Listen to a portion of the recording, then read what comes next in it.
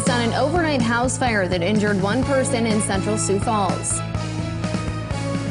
How a new dog park is giving pets and their owners a brand new place to play. I have the report coming up straight ahead. And the Sanford International tees off in less than a week. We take a look at the construction straight ahead. Good morning. This is KELOLAND on the go with all you need to know in news and weather as you start your day.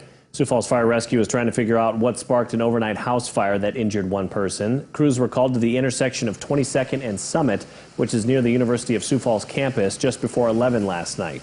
When firefighters arrived, they noticed smoke and flames coming from a detached garage that had extended into the house. Neighbors told fire crews that someone went back into the home to get their dog. The resident was able to get out, and later firefighters rescued the dog. Authorities say one person received extensive burns to their body and were taken to the hospital.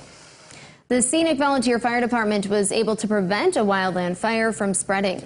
On Sunday, crews were called to a report of a tree on fire on the Rapid Creek Ranch in Pennington County. Volunteer firefighters were hampered by the dark and windy conditions, but were able to contain the fire to the tree. Authorities believe the fire sparked due to lightning. Minnesota health officials are warning against social gatherings ahead of the Labor Day weekend. This comes as coronavirus case growth accelerates statewide. White House COVID-19 advisor Deborah Birx met with Minnesota officials Sunday. She cited the state's case growth and community transmission as concerns and urged action before the weather turns colder and people spend more time indoors.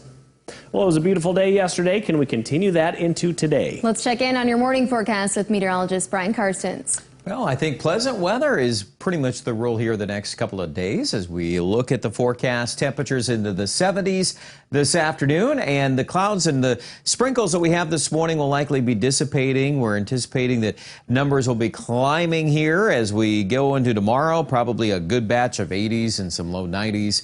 And then following that, it will turn cooler once again with highs returning back down, it looks like, into, well, at least the 70s on Thursday. More details on Labor Day weekend coming up in just a few minutes.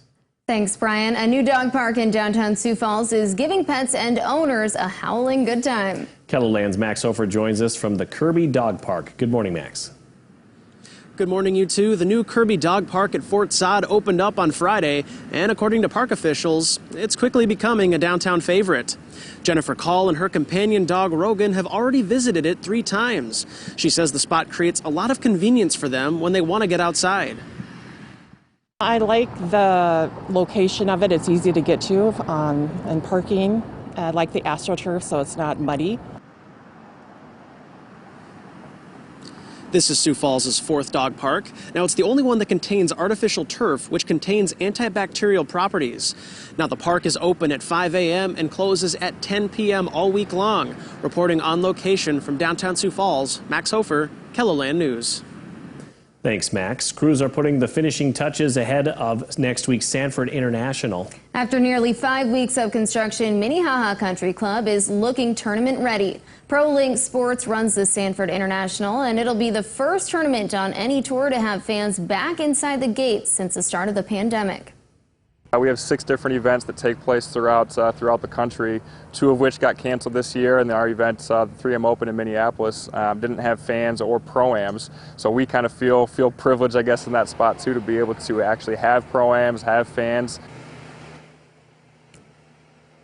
Pro-Am events will be held next Wednesday and Thursday, while the Sanford International starts Friday, September 11th, and runs through the 13th. Remember to join us for our KELOLAND Sports Special Sanford International on Tuesday, September 8th at 6:30 p.m. Central Time as we prepare you for the upcoming tournament. And that's a look at some of our top stories. Be sure to join us on air for midday in KELOLAND. Until then, you can get up-to-the-minute developments right here on KELOLAND.com. Now let's get one last look at your weather with meteorologist Brian Karstens. All right, weather here today. We've got a couple of sprinkles out there this morning in the southeast, some clouds as well. We'll watch the general trend here for the clouds to depart this afternoon. Westerly flow of air returns and a little breezy up here in the Mobridge, Aberdeen area this afternoon. So do take note of that, and then the wind will cycle down tonight.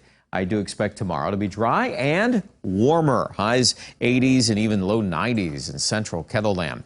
While we do have a few ups and downs here, the overall theme of the weather next week, well, we got a big story coming down the line here. It looks like by about Labor Day, the word chilly makes an appearance in the northern plains. The word talking temperatures probably 20 degrees below normal for this time of the year, and that could mean highs. I'm thinking right now, since normal highs are in the 70s, we could be in the 50s in some areas.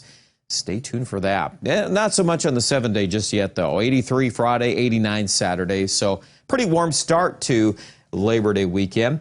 Aberdeen, notice the dry weather. Not much chance of rain until maybe late Sunday or Monday, and even at that, it's just a chance as that cooler air arrives. PIERRE, though, starting to watch those bigger changes. 95 Saturday, 64 on Monday. And Rapid City, too, will take a tumble into the 60s early next week. So get ready for a taste of fall. More coverage about that story online at KELOLAND.com. And have yourself a great Tuesday.